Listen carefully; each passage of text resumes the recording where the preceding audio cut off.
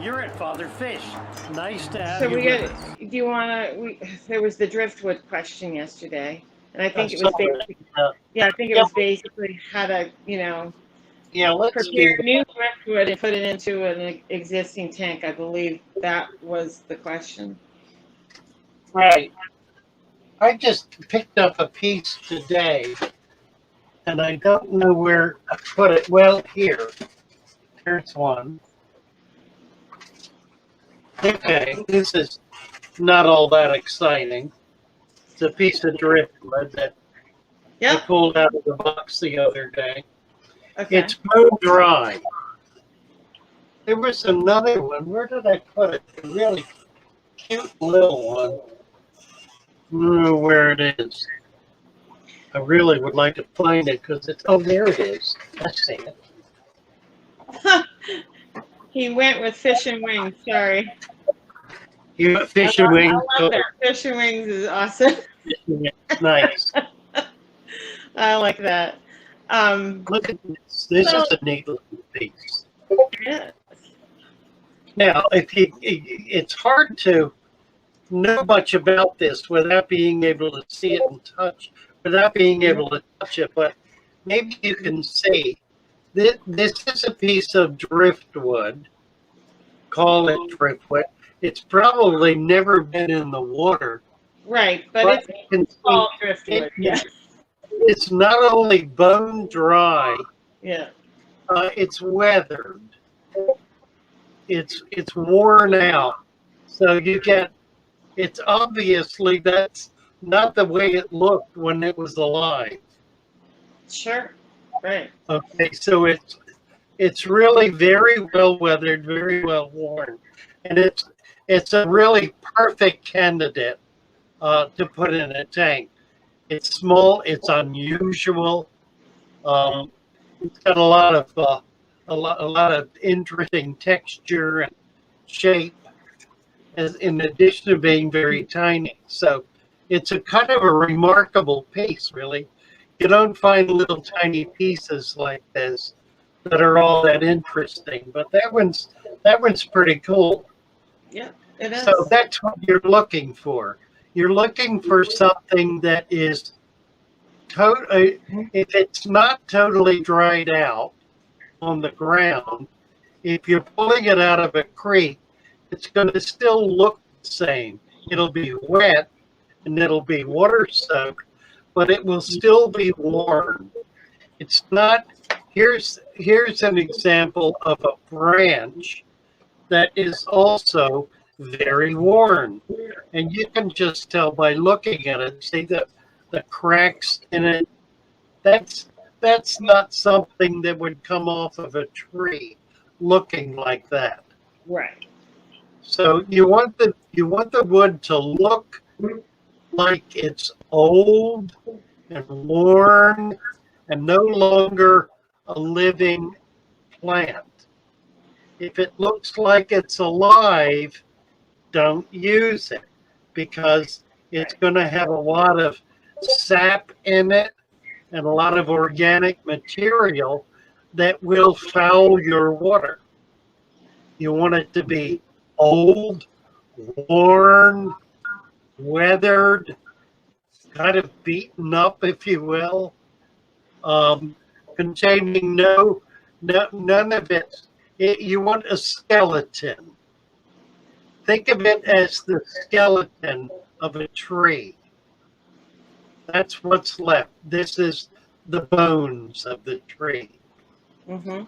Nothing left alive on it at all. It's totally dead.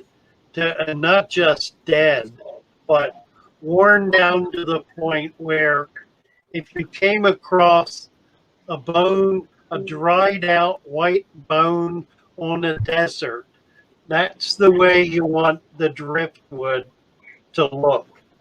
Doesn't need to be white, but it needs to be that worn and dried out, desiccated, or if it's in the water, totally saturated with water with nothing left alive in it at all. Just the bones of the wood. And again, here's a good example of just the bones and worn bones at that. Just a really well worn piece. So if you can start with that, you're going to be way ahead of the game. Sure. If you have something else, let's see, I've got a piece here. If you're cutting down something from your yard and you have a brand new piece, my suggestion to you is you put it out in the yard where it's going to get rained on and the sun's going to hit it, and you leave it for at least a year. If you have found something that you think is awesome, or you've cut something down in your yard, you want to use that approach for something new, which is basically don't use it for a while. Yeah, more than a year. Now here's the piece. It needs to bake. Yeah. This is a piece I've got floating in a tank. And again, you can see it's, if we get up close, this came out of the water. You can see the holes in it that have been chewed in it by sea slugs and other aquatic critters. Mm-hmm. You can see it's kind of badly chewed up and beaten up.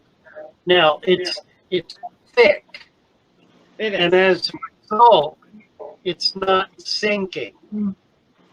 I've had it in the water now for about a month, and it's not sinking. I believe it had to have been sunk at one point for it to have all of this wear on it, because that occurs in the water. That doesn't occur on the land. You don't get this kind of chewed up material. Look at that. I mean, it's really kind of remarkable. But again, this is obviously very well worn, very old, long since dead, just the bones. In this case, the wet bones. So it's going to take a little longer for it to sink. It's because it's thick. It has air in the center of it. What I could do is drill holes in it. I could put weights in it. I could screw it to a piece of slate to hold it down.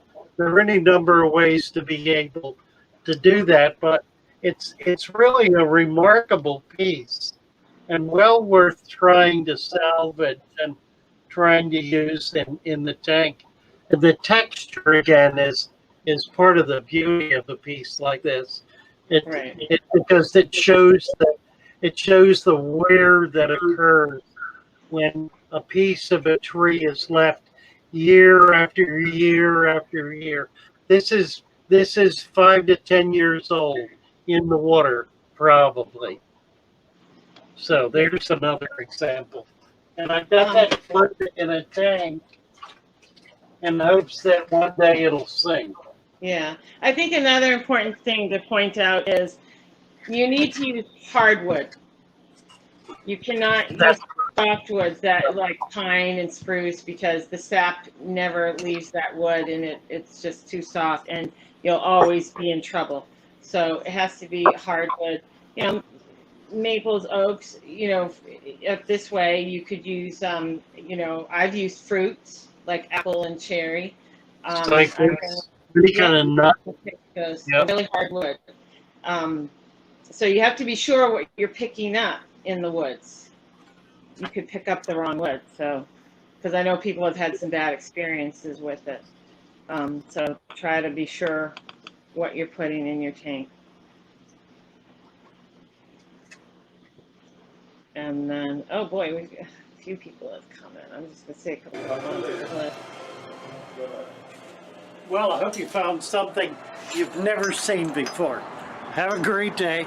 Nice to have you with us. Come on back.